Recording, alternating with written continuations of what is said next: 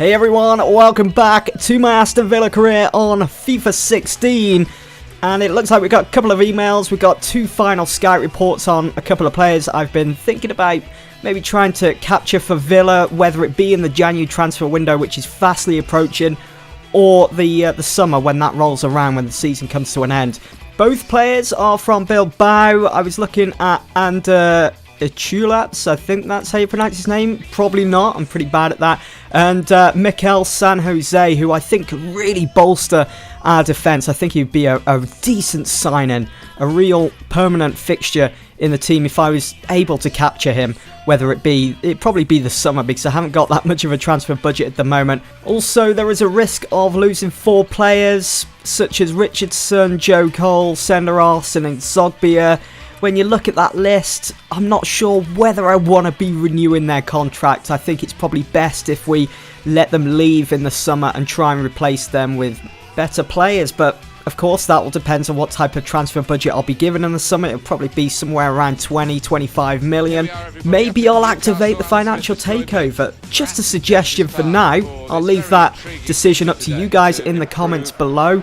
I think it would make things a little bit more realistic if we can qualify for the Europa League, or better yet, the Champions League, if we was to be given somewhere between 50-60 million to spend in the summer for the new campaign, having to compete in Europe and so on.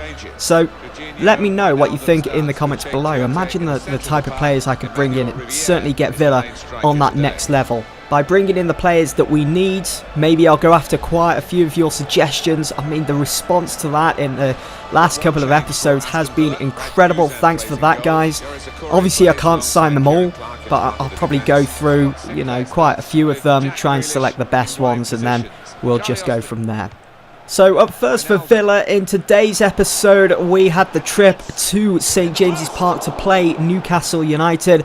Recently, things have been going steady. We found ourselves in 10th place heading into this game against Newcastle. We almost opened up the scoring with what would have been an absolute sensational goal from Charlie Austin on that volley, unfortunately hitting the post. Darlow, I think, had it covered.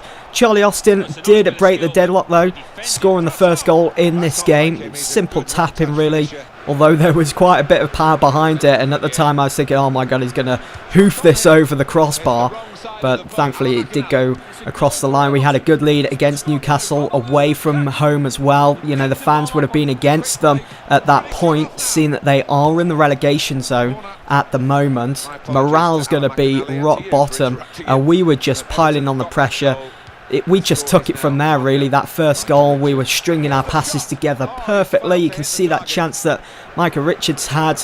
It was set up perfectly, but the ball just fizzing past, hitting the side netting in the process. I do wish that maybe it was Grenier or Sanchez or maybe even Charlie Austin that took that shot. Maybe it would have been on target. Maybe we could have doubled our lead. With just 4 minutes to go, Guzan denied Newcastle of an important equaliser, and from that we just broke and Newcastle failed to recover. Sinclair did so well, putting Sissoko under pressure to win the ball back, and just look at their defending. It's absolutely shocking. There's no one around, and there was an opportunity for a sweaty goal. I had to take it, and that second goal from Charlie Austin would certainly put the game to bed. All 3 points wrapped up at St James's Park.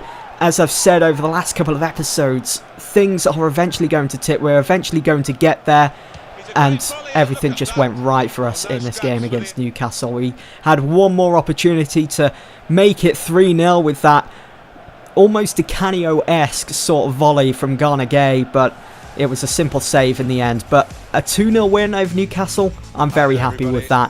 Then we were back at home, Villa Park, to take on a West Ham, and seeing that we're starting to pick up a bit of momentum, seeing that we're unbeaten in 4 games, I was expecting 3 points here today and another stellar performance from the players. Guzan got another start in goal. He did okay against Newcastle. And I know I've said quite a lot, I just want to drop Guzan, but it's one of those things. One game Guzan will be absolutely world class, the next he will be shoddy, he'll be all over the place, conceding goals left, right and centre.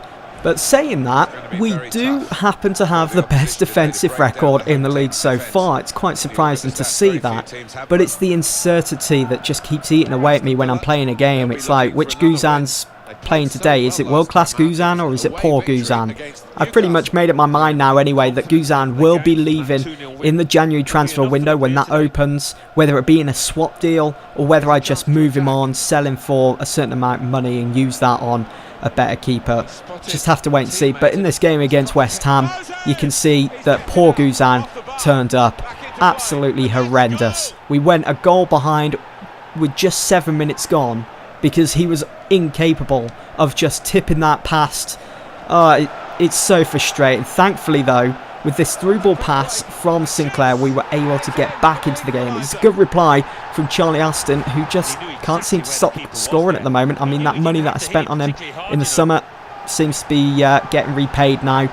I thought it was going to be one of those seasons like I had with Harry Kane in my Manchester United career, where I couldn't get him scoring. But thankfully that didn't seem to be the case up until this point against West Ham, as he'd scored 3 goals in 2 games. That's just brilliant. Guzan, as you saw, conceded the corner, and then from that corner conceded the goal. I just absolutely blown away really by his decision making. I'm not sure what's going through his head at this point.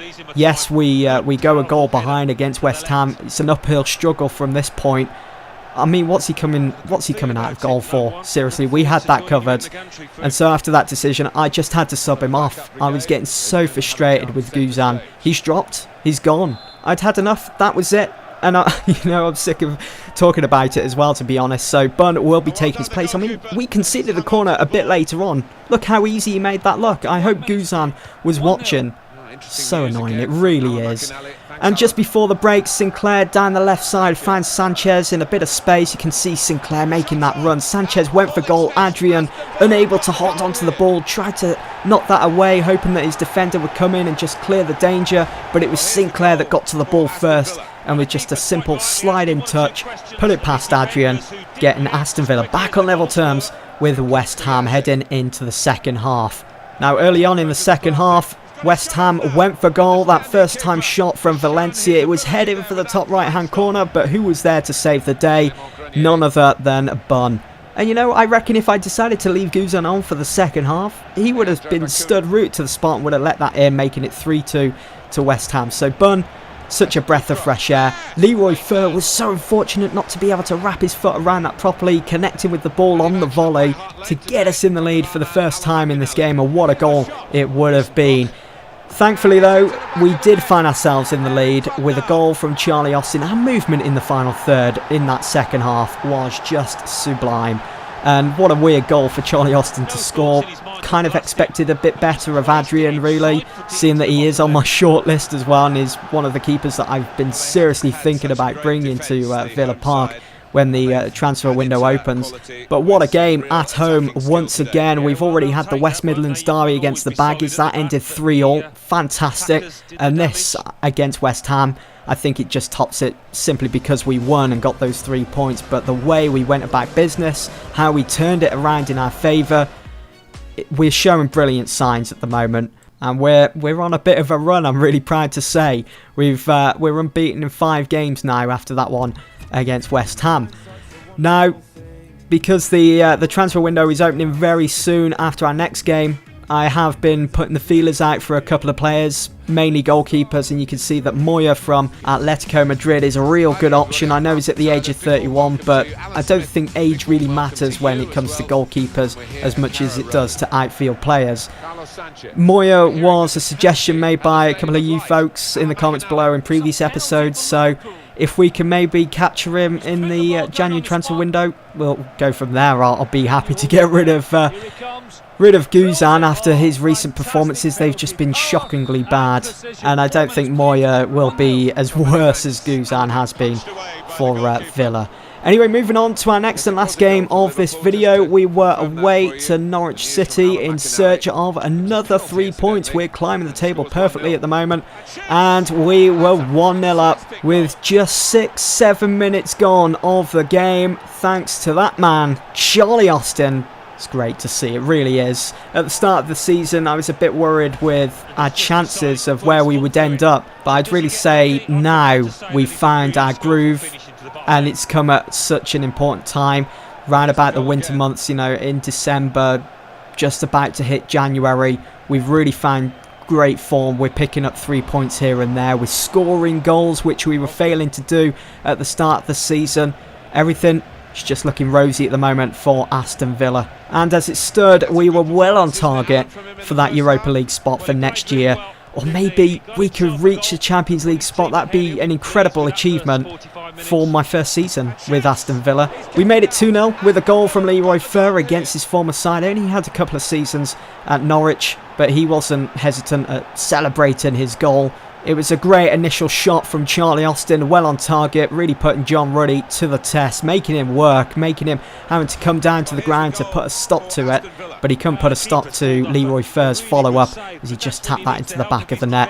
Wasn't quick enough, Ruddy. Fer pounced on it perfectly, putting us into the lead, putting us in a really good position as we headed into the later stages of the game at Carrow Road. But we conceded because Guzan... I know I said that I'm going to drop Guzan, but, you know, there's just, when I'm selecting the team, it's just the overall stats that I'm looking at that's kind of putting me off selecting Bun to start a game. So I think that'll be my in-game New Year's resolution, to stop selecting Guzan, even though his overall is better than Bun's. The goal from Norwich, though, wasn't enough to at least rescue a point, as it was Aston Villa walking away from Carrow Road with all 3 points. Can we keep this momentum going? Find out in the next episode. Thanks for watching.